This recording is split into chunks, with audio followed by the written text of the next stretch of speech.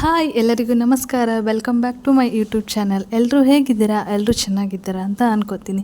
ದೀಪಾವಳಿ ಹಬ್ಬಕ್ಕೆ ಅಂತ ಊರಿಗೆ ಹೋಗಿದ್ದೆ ಅಂತ ಹೇಳಿದ್ನಲ್ವ, ಅದರದ್ದೇ ಕಂಟಿನ್ಯೂಷನ್ ವ್ಲಾಗ್ ಇದು. ಹಬ್ಬ ಅಂದರೆ ರೇಷನ್ ಮಾಡೋದು, ಹಬ್ಬಕ್ಕೆ ಬೇಕಾಗಿರೋ ವಸ್ತುಗಳನ್ನ ತೊಗೊಳ್ಳೋದು, ಡೆಕೋರೇಷನ್ ಐಟಮ್ಗಳನ್ನ ತೊಗೊಳ್ಳೋದು ಇದ್ದಿದ್ದೆ ಅಲ್ವಾ.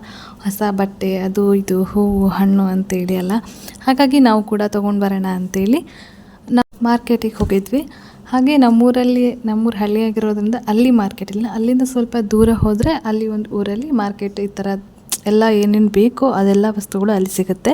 ಸೊ ನಾವು ಕೂಡ ಅಲ್ಲಿ ಹೋಗಿದ್ವಿ. ಆದರೆ ನಾವು ಹೋಗಿದ್ದ ದಿನ ಅವತ್ತು ಸಂತೆ ಇದ್ದ ಕಾರಣದಿಂದಾಗಿ ಎಲ್ಲ ಒಳ್ಳೆ ಇದರಲ್ಲೇ ಸಿಕ್ತು. ಹಾಗೆ ನಿಮ್ಗೊಂದು ವಿಷಯನ ಹೇಳಬೇಕು, ಎಷ್ಟು ಫ್ರೆಶ್ ಆಗಿ ತರಕಾರಿಗಳು ಹಣ್ಣುಗಳು ಇತ್ತು ಅಂದರೆ ನಾನು ಇಲ್ಲಿ ನೋಡಿಲ್ಲ ಅಷ್ಟು ಫ್ರೆಶ್ ಆಗಿರೋ ತರಕಾರಿಗಳನ್ನ. ಯಾಕಂದರೆ ಆಗಲೇ ಅವರ ಗದ್ದೆಯಿಂದಲೇ ತೊಗೊಂಡು ಬಂದು ಇಲ್ಲಿ ಮಾರೋದ್ರಿಂದ ಎಷ್ಟು ಫ್ರೆಶ್ ಆಗಿರುತ್ತೆ ಅಂದರೆ.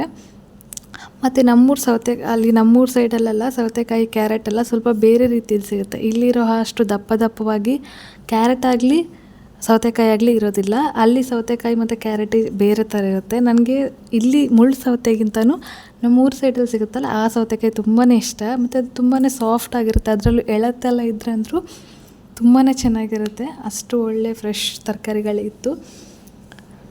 ನಾವು ಮನೆಯಿಂದ ಹೊರಡಬೇಕಾದ್ರೂ ಸ್ವಲ್ಪ ಲೇಟ್ ಆಯಿತು. ಹಾಗಾಗಿ ನನ್ನ ಮಗಳು ಮಲ್ಕೊಳ್ಳೋ ಟೈಮ್ ಆಯ್ತು ಅಂತೇಳಿ ಮಲ್ಕೊಂಡ್ಬಿಟ್ಲು. ನಂಗೆ ಸ್ವಲ್ಪ ಕಾಲು ಪೇನ್ ಇತ್ತು. ಹಾಗಾಗಿ ಅಮ್ಮ ನಾನೇ ಎತ್ಕೊಳ್ತೀನಿ ಕೊಡು ಅಂತೇಳಿ ಅವರೇ ನನಗೆ ವೀಡಿಯೋನ ಮಾಡಿಕೊಡ್ತಾಯಿದ್ರು. ನಾನು ಏನೇನು ಬೇಕೋ ಅದನ್ನೆಲ್ಲ ಅವ್ರು ಹೇಳ್ತಾಯಿದ್ರು, ನಾನು ತೊಗೊಳ್ತಾ ಇದ್ದೆ. ನನಗೆ ಅಷ್ಟು ಮಾರ್ಕೆಟಲ್ಲೆಲ್ಲ ಹೋಗಿ ತರಕಾರಿ ಎಲ್ಲ ತೊಗೊಳ್ಳೋ ಅಷ್ಟು ಅಪ್ಪ ಅಮ್ಮನ ಥರ ಎಲ್ಲ ಅಷ್ಟು ತೊಗೊಳ್ಳೋದೆಲ್ಲ ಅಷ್ಟು ನಾಲೆಜ್ ಇಲ್ಲ. ಯಾಕೆಂದರೆ ನಾವು ಚಿಕ್ಕವರಿರ್ಬೇಕಾಗಿದ್ದರೆ ನಮ್ಮ ಅಪ್ಪ ಅಮ್ಮನೇ ಏನು ಬೇಕೋ, ಅಮ್ಮ ಸಂತೆಯಲ್ಲಿ ವ್ಯಾಪಾರ ಮಾಡೋದ್ರಿಂದ ಏನು ಬೇಕೋ ಅವರೇ ತರ್ತಾಯಿದ್ರು.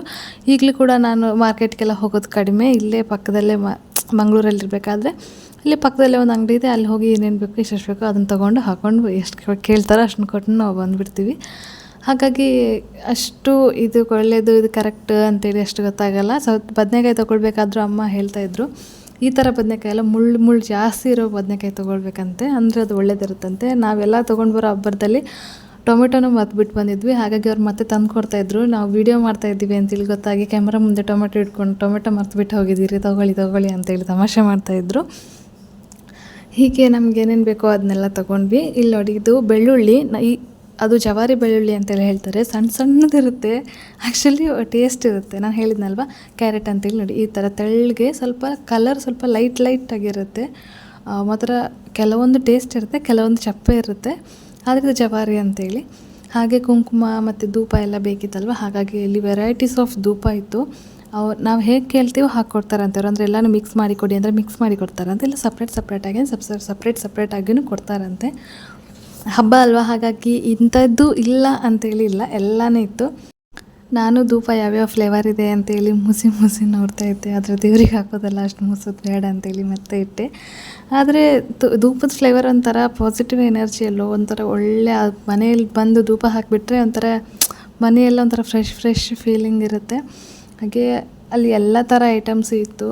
ಅಂದರೆ ಉಡಿ ತುಂಬ ಸಾಮಾನು ಅಂತೆಲ್ಲ ಹೇಳ್ತಲ್ಲ, ಅರಿಶಿನ ಮತ್ತು ಉತ್ತತ್ತಿ, ಆ ಥರ ಅಡಿಕೆ ಎಲೆ ಎಲ್ಲ ಇತ್ತು. ನಮ್ಮಮ್ಮ ಎಲೆ ವ್ಯಾಪಾರ ಮಾಡ್ತಾರೆ. ಆ್ಯಕ್ಚುಲಿ ನಮ್ಮಮ್ಮ 100 ಎಲೆಗೆ 40 ರೂಪಾಯಿ ಹಾಗೆಲ್ಲ ತೊಗೊಂಡ್ರೆ, ಅಂದರೆ ಕಡಿಮೆ ರೇಟ್ ಅಮ್ಮಂದೆಲ್ಲ. ಇವ್ರದ್ದು 50 ಎಲೆಗೆ 30 ರೂಪಾಯಿ ಅಂತೆ. ಹೇಗೆ ನಾವದೇ ಹೇಳ್ತಾ ಇದ್ವಿ, ನಾವು ಕೂಡ ಎಲೆ ವ್ಯಾಪಾರನೇ ಮಾಡ್ತೀವಿ, ಅಷ್ಟೆಲ್ಲ ಸುಮ್ಮನೆ ಅಷ್ಟು ಕಾಸ್ಟ್ಲಿ ಎಲ್ಲ ಹೇಳಬೇಡಿ ಅಂತೇಳಿ.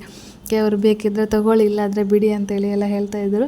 ಹಾಗಾಗಿ ನಾವು ಪೂಜೆಗೆ ಇಡ್ತೀವಿ. ಹಾಗಾಗಿ ಅವ್ರ ಜೊತೆ ಸುಮ್ಮನೆ ನಮ್ಗೆ ಜಗಳ ಮಾಡೋದು ಎಲ್ಲ ಅಂದರೆ ಇರಿಟೇಟ್ ಆದಾಗುತ್ತೆ. ಮತ್ತು ಹೋಗಲಿ ಬಿಡಿ ಆಚೆ ಅಂತೇಳಿ ಕೊಟ್ಬಿಟ್ಟು ನಾವು ಬಂದ್ವಿ. ಆದರೆ ಸುಮ್ಮನೆ ಇಲ್ಲೇ ಮಂಗಳೂರಲ್ಲೇ ಅಷ್ಟು ರೇಟ್ ಮಾರಲ್ಲ, ಅವ್ರು ಅಲ್ಲೇ ಇದ್ಕೊಂಡು ಅಷ್ಟು ರೇಟ್ ಮಾರಬೇಕಾದ್ರೆ ನಮಗೆ ವಿಚಿತ್ರ ಆಯಿತು. ಅಯ್ಯೋ, ಅಮ್ಮನೇ ಇಷ್ಟೆಲ್ಲ ಮಾರೋದಿಲ್ಲ ಅಂತೇಳಿ. ಆನಂತರ ನನ್ನ ಮಗಳಿಗೆ ಒಂದು ಹೊಸ ಬಟ್ಟೆ ಕೊಡ್ತಿದ್ರು ಅವ್ರ ಅಜ್ಜಿ. ಅದನ್ನು ಬಂದು ಕರೆಕ್ಟ್ ಆಗುತ್ತಾ ಅಂತೇಳಿ ನೋಡ್ತಾ ಇದ್ವಿ. ತುಂಬಾ ಖುಷಿಯಾಗಿಬಿಟ್ಟಿದ್ಲು ಆ ಡ್ರೆಸ್ನ ಹಾಕ್ಕೊಂಡು. ಅದರಲ್ಲೂ ಅವಳಿಗೆ ಇಷ್ಟು ದಿನ ಹಾಕಿರೋ ಡ್ರೆಸ್ಸಲ್ಲಿ ಶಾಲ್ ಎಲ್ಲ ಇರಲಿಲ್ಲ ಅಲ್ವಾ. ಆ ಡ್ರೆಸ್ಗೆ ಅದೊಂಥರ ಲಂಗ, ಶರ್ಟು ಮತ್ತು ಶಾಲ್ ಬಂದಿರೋ ಥರ ಡ್ರೆಸ್. ಹಾಗಾಗಿ ಅವಳಿಗೆ ಶಾಲ್ ತುಂಬಾ ಇಷ್ಟ ಆಗಿಬಿಡ್ತು. ಆ ಶಾಲ್ ಹಿಂಗೆ ಹಾಕ್ಕೊಳ್ಳೋದು ಅದರಲ್ಲಿ ಏನೇನೋ ಮಾಡ್ಕೊಂಡು ಆಟ ಆಡ್ತಾಯಿದ್ಲು. ಆನಂತರ ನೆಕ್ಸ್ಟ್ ಡೇನೇ ಲಕ್ಷ್ಮೀ ಪೂಜೆ ಇತ್ತಲ್ವ. ಹಾಗಾಗಿ ನೆಕ್ಸ್ಟ್ ದಿನ ಬೆಳಗ್ಗೆ ಬೇಗ ಎದ್ದು ನಮ್ಮ ಮನೇಲೆಲ್ಲ ನಾವು ಪೂಜೆನ ಮುಗಿಸ್ಕೊಂಡ್ವಿ. ಯಾಕಂದರೆ ನಮಾಚೆಯಲ್ಲಿ ಯಾರ್ಯಾರ ಮನೇಲಿ ಲಕ್ಷ್ಮೀನ ಕೂರಿಸ್ತಾರಲ್ವ ಅದರಲ್ಲಿ ಕೆಲವು ಮನೆಯಲ್ಲಿ ಮುತ್ತೈದೆಯರನ್ನ ಕರೀತಾರಲ್ವ, ಈ ಕಡೆನೂ ಮುತ್ತೈದೆಯರನ್ನ ಕರೆದು ಎಲ್ಲ ಅರ್ಶಿನ ಕುಂಕುಮ ಎಲ್ಲ ಕೊಡ್ತಾರೆ. ಆದರೆ ನಮಾಚೆಯಲ್ಲಿ ಸ್ವಲ್ಪ ಬೇರೆ ರೀತಿಯಲ್ಲಿ. ಹಾಗಾಗಿ ನನಗೆ ನನ್ನ ಅಕ್ಕನ ಮನೆಗೆ ಅಜ್ಜಿ ಮನೆಗೆಲ್ಲ ಹೋಗಬೇಕಿತ್ತು. ಹಾಗಾಗಿ ನಾನು ನಮ್ಮಲ್ಲಿ ಬೇಗ ಪೂಜೆ ಮುಗಿಸ್ಕೊಂಡ್ರೆ ಹೋಗೋಕ್ಕೇನು ತೊಂದರೆ ಆಗಲ್ವಲ್ಲ ಅಂತೇಳಿ ಪೂಜೆ ಎಲ್ಲ ಮುಗಿಸ್ಕೊಂಡು ಆನಂತರ ನನ್ನ ಪಕ್ಕದಲ್ಲಿ ಏನು ಕೂತ್ಕೊಂಡಿದ್ದಾನಲ್ಲ ಅವ್ನು ನನ್ನ ಅಕ್ಕನ ಮಗ, ಅವನು ಅವ್ರ ಊರಿಗೆ ಕರ್ಕೊಂಡು ಹೋಗೋಣ ಅಂತೇಳಿ ನಮ್ಮ ಮನೆಗೆ ಬಂದಿದ್ದ. ಆನಂತರ ನಾವು ನಮ್ಮಲ್ಲಿ ಪೂಜೆ ಎಲ್ಲ ಮುಗಿತಲ್ವ, ಅದಕ್ಕೆ ಅಲ್ಲಿ ನನ್ನ ಅಕ್ಕನ ಮಗ ಅಲ್ವ, ಹಾಗಾಗಿ ಅಕ್ಕನ ಮನೆಗೆ ಹೋದ್ವಿ. ಅಲ್ಲಿ ಹೋದ್ಮೇಲೆ ಅಲ್ಲಿ ಕೂಡ ಎಲ್ಲ ರೆಡಿ ಎಲ್ಲ ಮಾಡಿಕೊಂಡು ಲಕ್ಷ್ಮಿಗೆ ಸೀರೆ ಎಲ್ಲ ಉಡಿಸಿ ಎಲ್ಲ ಪೂಜೆ ಎಲ್ಲ ಮಾಡ್ಕೊಂಡ್ವಿ. ಲಕ್ಷ್ಮೀ ಪೂಜೆ ಅಂದರೆ ಆ ಸಡಗರ ಸಂಭ್ರಮನ ಕೇಳಬೇಕಾ. ಒಬ್ಬೊಬ್ಬರ ಮನೆಯಲ್ಲಿ ಒಂದೊಂದು ಥರ ಲಕ್ಷ್ಮೀನ ಅಲಂಕಾರ ಮಾಡಿ ಕೂರಿಸಿ ನೈವೇದ್ಯ ಎಲ್ಲ ಮಾಡಿ ಅಲಂಕಾರ ಮಾಡಿ ಪೂಜೆ ಮಾಡ್ತಾರೆ. ಹೀಗೆ ನಾನು ಹೋದ್ಮೇಲೆ ಅಕ್ಕ ಎಲ್ಲ ಪೂಜೆ ಎಲ್ಲ ಮಾಡಿದರು. ಪೂಜೆ ಎಲ್ಲ ಮಾಡಿದ್ಮೇಲೆ ನಾವೇನು 5 ಜನ ಮುತ್ತೈದೆಯರು ಅಂತೇಳಿ ಹೋಗಿರ್ತೀವಲ್ವ, ಅವ್ರನ್ನ ಸಾಲಾಗಿ ಒಂದೇನಾದರೂ ಕೆಳಗಡೆ ಒಂದಿನದ ಬಟ್ಟೆ ಚಾಪೆ ಥರ ಹಾಸಿ ಅವ್ರನ್ನ ಕೂರಿಸ್ಬಿಟ್ಟು ಅವರಿಗೆ ದಂಡೆ ಅಂತೇಳಿ ಕಟ್ತಾರೆ. ಈಗೇನು ಇವರು ಹಿಡ್ಕೊಂಡು ಕಟ್ತಾ ಇದ್ದಾರಲ್ಲ ಹೂವಿಂದು, ಅದನ್ನು ತಲೆ ಕಟ್ಕೊಳ್ಳೋ ಅಂಥದ್ದು, ಅದಕ್ಕೆ ದಂಡೆ ಅಂತ ಹೇಳ್ತಾರೆ. ನಮಾಜಲ್ಲಿ ಯಾವುದೇ ಫಂಕ್ಷನ್ ಆದರೂ ಪೂಜೆ ಆದರೂ ಕಾರ್ಯ ಆದರೂ ಹೆಣ್ಮಕ್ಳಿಗೆ ಈ ಥರ ದಂಡೆ ಕಟ್ಟುವಂಥದ್ದು ಒಂದು ಮೊದಲಿಂದಾನು ಬಂದುಬಿಟ್ಟಿದೆ ಆ ಸಂಪ್ರದಾಯ. ಹಾಗಾಗಿ ಅದನ್ನೆಲ್ಲ ಕಟ್ಟಿದ ಮೇಲೆ ಕೈಗೆ ಕಂಕಣ ಎಲ್ಲ ಕಟ್ಟಿ ಅವ್ರಿಗೆ ಅರಿಶಿನ ಕುಂಕುಮ ತಾಳಿಗೆ ಮುಗ್ಬಟ್ಟಿಗೆ ಬಳೆಗೆ ಎಲ್ಲ ಹಣೆಗೆ ಹಚ್ಚಿ ಆನಂತರ ಏನು ಉಡಿ ಅಂದರೆ ತಾಂಬೂಲ ಥರ ಉಡಿ ತುಂಬ್ತಾರಲ್ವ ಆ ಥರದ ಅದನ್ನು ಕೊಡ್ತಾರೆ. ಆನಂತರ ನಾವು ಎಲ್ಲರೂ ಊಟ ಮಾಡಬೇಕು. ಊಟ ಆದಮೇಲೆ ಒಂದೇ ತಟ್ಟೆಯಲ್ಲಿ ಒಂದೇ ಸಲಕ್ಕೆ ಕೈ ತೊಳ್ಕೊಳ್ಬೇಕು. ಯಾಕೆ ಒಬ್ಬರನ್ನ ಬಿಟ್ಟು ಒಬ್ಬರು ಕೈ ತೊಳ್ಕೊಂಡು ಎದ್ದು ಹೋಗೋ ಆಗಿಲ್ಲ, ಹಾಗೆಲ್ಲ ರೂಲ್ಸ್ ಇದೆ. ನನಗೆ ಮುಂಚೆ ಎಲ್ಲ ಗೊತ್ತಿರಲಿಲ್ಲ, ಈಗೀಗ ಎಲ್ಲ ಗೊತ್ತಾಗ್ತಾ ಇದೆ ಅಷ್ಟೇ.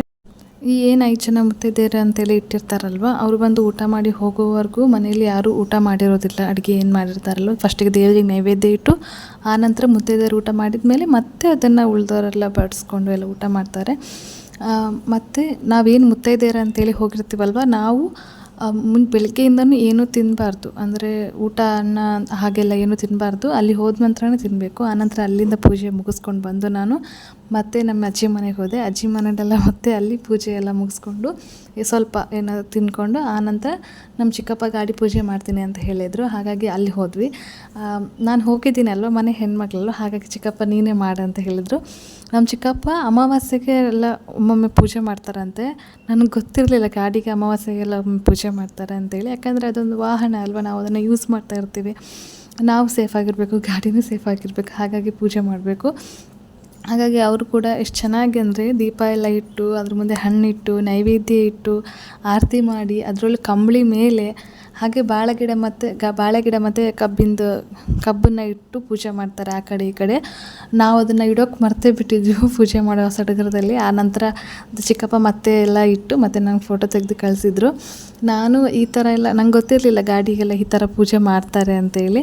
ಅದಕ್ಕೆ ನಾನು ಹೇಳ್ತಿದ್ದೆ, ನನಗೆ ಯಾರೂ ಹೇಳೇ ಇಲ್ಲ, ಇಲ್ಲಾಂದರೆ ನಾನು ನನ್ನ ಗಂಡನ ಗಾಡಿಗೆಲ್ಲ ಪೂಜೆ ಮಾಡ್ತಾಯಿದ್ದೆ ಅಂತೇಳಿ ತಮಾಷೆ ಮಾಡ್ತಾಯಿದ್ದೆ ನಮ್ಮ ಚಿಕ್ಕಪ್ಪನಿಗೆಲ್ಲ. ಅದಕ್ಕೆ ಅವ್ರು ಹೇಳ್ತಾರೆ, ಇನ್ನು ಮುಂದೆ ಮಾಡು, ಇಷ್ಟವರೆಗೆ ಮಾಡಲಿ ಅಂದರೆ ಏನು ಅಂತೆಲ್ಲ ಹೇಳ್ತಾಯಿದ್ರು. ನಾನು ಆರತಿ ಎಲ್ಲ ಬೆಳಗ್ಗೆ ಗಾಡಿನೆಲ್ಲ ತೊಳೆದು ಪೂಜೆ ಮಾಡಿದ ನಂತರ ನಮ್ಮ ಚಿಕ್ಕಪ್ಪ ತೆಂಗಿನಕಾಯಿ ಎಲ್ಲ ಹೊಡೆದ್ರು. ಆನಂತರ ನಮ್ಮೂರಲ್ಲೆಲ್ಲ ಇದ್ದರೆ ಹಬ್ಬಗಳು ಇಲ್ಲವೇ ಇಲ್ಲ ಅಂತೇಳಿಲ್ಲ, ಒಂದಲ್ಲ ಒಂದೇನಾದರೂ ಹಬ್ಬಗಳು, ಏನಾದರೂ ಒಂದು ಆಚರಣೆ, ಏನಾದರೂ ಒಂದಿನ ಒಂದು ಸ್ವಲ್ಪ ದಿನ ಏನಾದರೂ ಇಲ್ಲ ಅಂದರೆ ಆಗಲೇ ಇನ್ನೊಂದು ಏನಾದರೂ ಬಂದೇ ಬಿಟ್ಟಿರುತ್ತೆ. ಆನಂತರ ನಮ್ಮ ಚಿಕ್ಕಪ್ಪನ ಮನೆ ಮುಂದೆ ಇರೋವಂಥ ಒಂದು ಮನೆಯಲ್ಲಿ ಅಲ್ಲಿ ಒಬ್ಬರು ಅಜ್ಜ ಅಲ್ಲಿ ಅವ್ರ ಅಜ್ಜ ಇರಲ್ಲ, ಅವ್ರ ಹಳೆ ಮನೆಯದು. ಅಲ್ಲಿ ಈ ಥರ ಆಡೆಲ್ಲ ಸಾಕಿದ್ದಾರೆ. ಆ ಆಡಲ್ಲಿ ಅದು ಮರಿ ಹಾಕಿತ್ತಂತೆ, 3 ಮರಿಗಳು. ಹಾಗಾಗಿ ಅದನ್ನು ಹೊರಗಡೆ ಬಿಟ್ಟಿದ್ರು. ನನ್ನ ಮಗಳು ನೋಡಿ ಎಷ್ಟು ಚೆನ್ನಾಗಿ ಅದರೊಟ್ಟಿಗೆ ಆಟ ಆಡ್ತಿದ್ದಾಳೆ ಅಂದರೆ ಅವಳಿಗೆ ತುಂಬಾ ಖುಷಿಯಾಗಿಬಿಟ್ಟಿತ್ತು. ಅದರಲ್ಲಿ ಒಂದಕ್ಕೆ ಪಾಪ ಬಲನೇ ಇರಲಿಲ್ಲ, ಯಾಕಂತೇಳಿ ಗೊತ್ತಿಲ್ಲ. ಅದು ಆಚೆ ಈಚೆ ಓಡಾಡೋಕ್ಕೂ ಆಗ್ತಿರಲಿಲ್ಲ, ಆಚೆ ಈಚೆ ಹೋಗೋಕ್ಕೆಲ್ಲ ಆಗ್ತಾಯಿರಲಿಲ್ಲ. ಅದೊಂದು ಹೆಜ್ಜೆ ಹೋಗ್ತಿತ್ತು, ಬೀಳ್ತಿತ್ತು. ಪಾಪ ಅದನ್ನು ನೋಡೋಕ್ಕೆ ಒಂಥರ ಬೇಜಾರಾಗ್ತಾಯಿತ್ತು. ಅದನ್ನೇ ಅಮ್ಮ ಎಲ್ಲ ಮಾತಾಡ್ತಾಯಿದ್ರು, ಯಾಕೆ ಅದು ಹಾಗಾಗ್ತಿದೆ ಅಂತೇಳಿ. ಅವ್ರಿಗೂ ಗೊತ್ತಿಲ್ಲ ಅಂತೆ ಪಾಪ, ಅವ್ರಿಗೂ ಆಸ್ಪತ್ರೆ ತೋರಿಸ್ಬೇಕಂತ ಇದ್ರೇನು. ಅದೊಂಥರ ಪಾಪ ಅದು ನೋಡಬೇಕಾದ್ರೆ ಒಂಥರ ಬೇಜಾರಾಗ್ತಿತ್ತು. ಅದರಲ್ಲೂ ಅದು 2 ಎಷ್ಟು ಒಳ್ಳೆ ಚೆನ್ನಾಗಿ ಆಟ ಆಡ್ತಾಯಿತ್ತಲ್ವ. ನೋಡಿ ನನ್ನ ಮಗಳು ಹೇಗೆಲ್ಲ ಅದರೊಟ್ಟಿಗೆ ಆಟ ಆಡ್ತಾಳೆ ಅಂತೇಳಿ, ಎಷ್ಟು ಖುಷಿಯಿಂದ ಅದರೊಟ್ಟಿಗೆ ಇದ್ದಾಳೆ ಅಂದರೆ. ಸಂಜೆ ಮುಟ್ಟು ಬಾ, ಮುಟ್ಟು ಬಾ, ಮಮ್ಮಿ ಇದ್ದಾಳೆ ಬಾ, ಮುಟ್ಟು ಚೋಚು ಮುಟ್ಟು, ಚೋಚು ಮುಟ್ಟು, ಮುಟ್ಟು ಯಾವಾಗ ನಗ ನೋಡ, ಹಾಂ ಮುಟ್ಟು ಮುಟ್ಟು, ಹಾಂ ಮುಟ್ಟು, ಏನಾಗಲ್ಲ ಮುಟ್ಟು, ಏನ ಮಾಡಲ್ಲ ಮುಟ್ಟು, ಏನು ಮಾಡಲ್ಲ, ಪಾಪ ಮಾಡು. ಬೆಳಗ್ಗೆ ಪೂಜೆ ಎಲ್ಲ ಮುಗಿಸ್ಕೊಂಡಿದ್ವಿ ಅಲ್ಲ, ಹಾಗಾಗಿ ನಾವು ಸಂಜೆ ದೀಪ ಎಲ್ಲ ಇಡೋಣ ಅಂತೇಳಿ ಅಂದ್ಕೊಂಡ್ವಿ. ಯಾಕಂದರೆ ಮಾರನೇ ದಿನ ಮತ್ತೆ ನಾವು ನನ್ನ ಗಂಡನ ಮನೆಗೆ ಹೋಗ್ಬೇಕಂತೇಳಿ ಅಂದ್ಕೊಂಡ್ವಿ. ಹಾಗಾಗಿ ನಾಳೆ ದೀಪ ಹಚ್ಚೋಕ್ಕಾಗಲ್ಲ ಅಂತೇಳಿ ಊರಲ್ಲೆಲ್ಲ ನಾಳೆ ದೀಪ ಹಚ್ತಾರೆ, ಇವತ್ತು ಲಕ್ಷ್ಮಿ ಕೂರಿಸಿದ್ರೆ ಇವತ್ತೇ ದೀಪ ಇಡಲ್ಲ ಅಂತ. ಹಾಗಾಗಿ ನಾವು ನಾಳೆ ದೀಪ ಅಂತ ಹಚ್ಚೋಕ್ಕಾಗಲ್ಲ, ಹಾಗಾಗಿ ನಾವು ಇವತ್ತೇ ದೀಪನ ಇಡೋಣ ಅಂತೇಳಿ ಅಂದ್ಕೊಂಡು ದೀಪ ಎಲ್ಲ ಇಡೋಣ ಅಂತ ರೆಡಿ ಮಾಡ್ಕೊಳ್ತಾ ಇದ್ವಿ. ನನ್ನ ಮಗಳು ನೋಡಿ ಹೇಗೆ ಬತ್ತಿ ತೆಗೆದು ಕೊಡ್ತಾ ಇದ್ದಾಳೆ ಅಂತೇಳಿ. ಅವಳಿಗೆ ಎಲ್ಲನೂ ಖುಷಿನೇ. ಅವಳು ನಾವೇನು ಕೆಲಸ ಮಾಡ್ತೀವೋ ಅದನ್ನು ಅವಳು ಮಾಡಬೇಕು ಅಂದಾಗಲೇ ಅವಳಿಗೆ ಸಮಾಧಾನ. ಇಬ್ಬರು ಅಜ್ಜಿ ಮೊಮ್ಮಗಳು ಸೇರಿಕೊಂಡು ಕೆಲಸ ಮಾಡ್ತಾಯಿದ್ರು. ನಾನು ಅವ್ರ ಮುಂದೆ ಕೂತ್ಕೊಂಡು ವಿಡಿಯೋ ಮಾಡ್ತಾಯಿದ್ದೆ. ಇಬ್ಬರು ಸೇರಿಕೊಂಡು ಎಲ್ಲದಕ್ಕೆ ಅವಳನ್ನ ಕರ್ಕೊಂಡು ದೀಪ ಎಲ್ಲ ಇಟ್ಟು ರಂಗೋಲಿಗೆಲ್ಲ ಇಟ್ಟು ಒಂದು ಫೋಟೋ ತೆಗೆದು ನಿಲ್ಲಮ್ಮ ಅಂದರೆ ನಿಲ್ತಾನೆ ಇರಲಿಲ್ಲ.